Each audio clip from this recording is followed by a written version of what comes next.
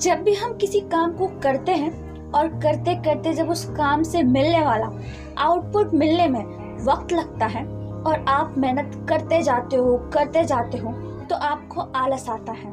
किसी भी काम को करने में आप मेहनत क्यों करते हो? अगर आपको पता चल जाता है कि आप मेहनत क्यों कर रहे हो तो ये भी पता चल जाता है कि आपको आलस क्यों आता है। मोबाइल चलाने में कितना टाइम वेस्ट होता है, आंखें खराब होती हैं, फिर भी हम देर रात तक मोबाइल चलाते हैं, थकते नहीं हैं, आलस नहीं आता। लेकिन अगर किसी काम को कंटिन्यू करने के लिए कहा जाता है, पढ़ने के लिए कहा जाता है तो आलस आता है। क्यों?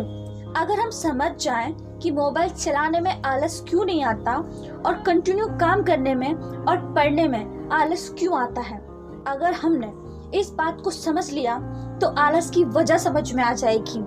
और अगर हमें आलस की वजह समझ में आ गई तो हम उस वजह पर कंट्रोल कर सकते हैं। अब इसे समझना किस तरह से है वो समझते हैं। जब भी हम किसी भी सवाल का आंसर ढूंढते हैं तो खुद से सवाल करते हैं कि क्यों मैं ऐसा कर रहा हूँ। उसी तरह इस वक्त भी हमें आलस क्यों आता है, उसका आंसर ढूंढने के लिए खुद से सवाल करना होगा कि मैं इस काम को क्यों कर रहा हूँ। क्योंकि कोई भी इंसान दो तरह से काम करता है। पहला कि वो कितना उस काम को करेगा या फिर कि वो कितना उस काम को करना चाहता है। दूसरा कि कोई भी इंसान किसी भी काम को तब करता है जब उसे खुद पर विश्वास है कि अगर मैं इसे करूंगा तो मुझे ये आउटपुट मिलेगा। जब उसे खुद पर विश्वास होता है कि मैं ये करूंगा तो ये होगा, यानी कि उसे मिलने वाले आउटपुट पर पूरा भरोसा होता है, तब वो उस काम को करेगा। तीसरा, इंसान किसी काम को तब तक ही करता है जब तक उसे उस काम को करने में मजा आता है।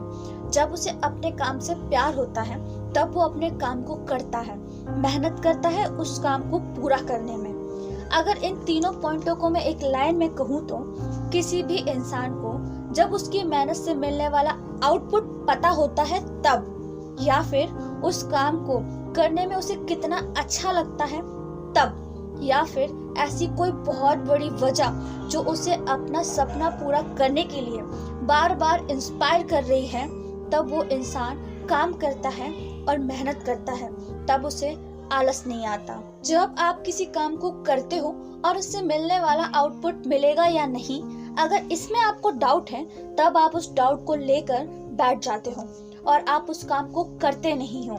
लेकिन जब आपको आपके काम करने के पीछे की वजह पता चल जाती है तब आप उस काम को करते हो, आलस नहीं करते हो।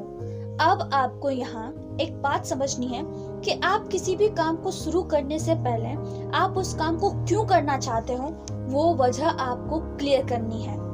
मान लो कि आप कोई बिजनेस कर रहे हो तो आप उस बिजनेस को क्यों करना चाहते हो। आपको अपना एक बड़ा एम्पायर खड़ा करना है, आपको पैसा कमाना है, आपको एक अपना ब्रांड क्रिएट करना है, आपको अमीर बनना है, इसलिए मुझे इस काम को करना है। ये आपको क्लियर करना है। जब आपकी ये वजह क्लियर हो जाती है फिर आप उस काम को पूरी लगन के साथ करोगे, पूरी मेहनत के साथ करोगे। फिर अगर आपको आलस आएगा भी तब भी आपका माइंड आपको ऑन द स्पॉट बोलेगा कि अगर मैंने आज आलस किया तो मैं मेरे काम को पूरा नहीं कर पाऊंगा और मेरा सपना अधूरा रह जाएगा। तो जो आपका आउटपुट है वो आपको बार बार मेहनत करने के लिए आपको बोलता है और तब आप अपने आलस को इग्नोर करते हो, काम को नहीं। इसलिए अब से आपको क्या करना है जिससे आपको किसी भी काम को करते वक्त आलस ना आए, कि किसी भी काम को करने से पहले आपको उसके पीछे की वजह को क्लियर करना है कि मैं इस काम को क्यों कर रहा हूँ। फिर आपको उस काम को शुरू करना है।